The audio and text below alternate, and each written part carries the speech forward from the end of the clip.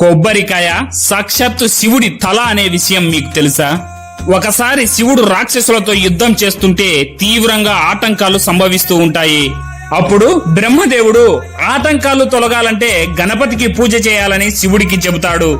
శివుడు గణపతి పూజకు సిద్ధం చేస్తుండగా సాక్షాత్తు వినాయకుడే వచ్చి తన తండ్రి ఎదుట కూర్చుంటాడు.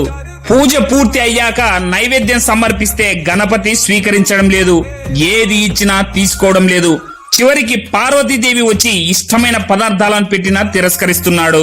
అప్పుడు శివుడు అసహనంతో ఏం కావాలనాయనా నీకు అని అడిగితే గణపతి నీ తలపండు సమర్పించు అని కోరాడు.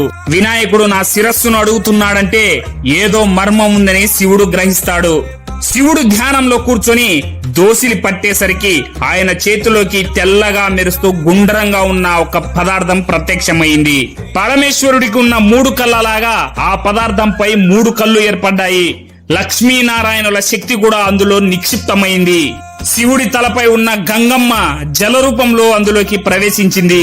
పార్వతీదేవి తెల్లటి రూపంలో తినే పదార్థంలాగా అందులోకి ప్రవేశించింది.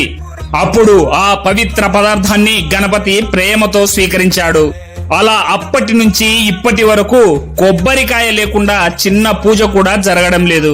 ఈ వీడియో నచ్చితే చిన్న లైక్ చేసి మన ఛానల్ ని సబ్స్క్రైబ్ చేసుకోండి.